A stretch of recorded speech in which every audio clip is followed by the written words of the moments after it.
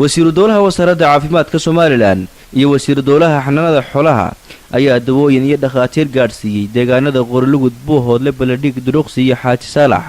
oo ka tirsan gobolada Togdheer iyo Buuhoodle deegaanadaasi oo ka dilaacay cudurka shuban biyoodka iyo jadeecadu. waftigan uu hogaaminayo wasiiru dowlaha wasaaradda caafimaadka ayaa booqday deegaanada ugu daran ee uu ka jiro xanuunka shuban biyoodku waxaana ay dhulka miyiga ay dhaqaatiir iyo dawooyin ugu geeyeen dadka taagta dareen ee aan soo gaari karin xarumaha caafimaadka. intii aanu safarkaasi ku jirnay ayaa waxaanu la kulanay hooyo ay caruurtii ay dhashay dhammaantood ay ugu jiifaan xanuunka shuban biyoodka xarunta caafimaadka ee degmada Baladhig waxayna nooga warantay xaaladda ay haatan ku sugan yihiin. caruur inta ayaa kaga jira dawada maxaa ku dhacay waxaa ku dhacay shuban dabadna saan shubankii isu lahaa u qubeebaa dabadna soo jadeecadina feedhaa uu noqday dabadna timcaan bay wada garan koomay wada galeen gidigood jadeecada mid ku wada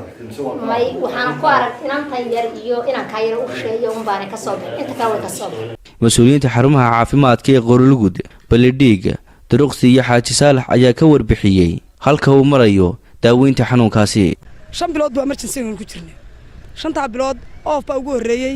shuban baa bilaabmay jadeeco 3 bilood imkana wadatay alxamdulillaah imka ugu dambeeyay shuban waanu ku shaqaynay waa loo soo jeeday 24 saac iyo in ka badan ba shaqaaluhu isu kala bedelaan shaqaalaha ugu yar awgeed baan kaba bixinba markaan inta badan ba aan ku jirnaa dadaal fara badan bay wasaaradda caafimaadkuna noo gashay imkana alxamdulillaah rabbil caalamiin bay u dhawiin maalintu ugu horeysay hawshu bilaabantay 19 qof 20 qof baa ahayn laba dhimatay 19 waa naloo keenay maalintii xigtay 13 maanta 13 baa ahayn 3 qof baa saakintu waagu bariyay naloo keenay 10 qof oo kamid ah waa la saaray intii kale way noo yaalin 20 baa noo yaala xaaladooda aad u wada wacanta. wasiiru dowlaha wasaaradda caafimaadka Maxamuud Aadan Jaamac Galaal iyo wasiiru dowlaha xanaanada xoolaha oo safarkaasi ku wehelinayay ayaa waxay deegaanada ay marayeen warbixino iyo wacyigelin ka siinayeen dadka sidii loo dabar jari lahaa xanuunkani. wasiiro ku jiraan isu dawayaal ku jiraan dhaqaatiir xirfadle caafimaad waxaan u soo baxnay gargaar degdeg ah oo xaaladda abaarta siiba jiida xuduudda Itoobiya aynu la leenahay waxaanu ka bilownay Qorlugud waanu soo soconay ilaa Baladhig Duruqsi Xaaji Saalax wax fara badan baanu soo aragnay runtii qof kasta oo bini aadan oo damiir lihi ka argagaxayo oo laga naxo xaaladda ugu weyn ee taagan waxa weeyaan caafimaad darro iyo xanuuno ka dilaacay abaara xanuunadaas ay ka mid yihiin oo fooreen jadeeco shuban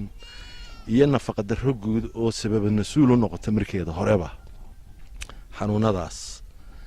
waxa aanu halkan keenay dhaqaatiir iyo dawooyin agab lagu hawlgalo gacan bini aadan kullayba laga haqabnay mid aad iyo aad looga naxay ahayd dad geed hoostii waran ayaanu u tagnay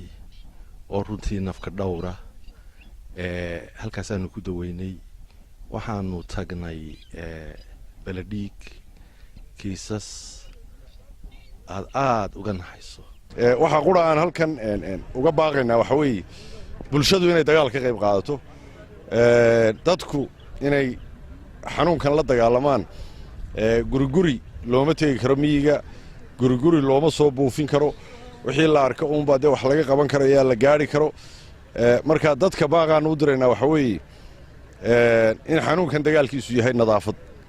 nadaafad lagu dadaalo in dadku ay faraxalka ku dadaalaan inay biyaha iska kariyaan inay dharka iyo wixii ay isticmaalayeen markii xanuunku ku dhacay iyaga laftooda haddii awoodaan kariyaan. dhakhaatiirta iyo dawooyinkan in la gaadhsiiyey deegaanadani ayaa waxay qayb ka tahay dadaalka loogu jiro sidii loo dabar jari lahaa xanuunka shuban biyoodka oo ka dilaacay deegaano ka tirsan gobolka Togdheer iyo Buuhoodle ha ugu sii darnaadaan Qorlugud iyo Buuhoodle. Shaafici Maxamed Ibraahim, telefishinka caalamiga ee Somali Cable, magaalada Burco ee xarunta gobolka Togdheer.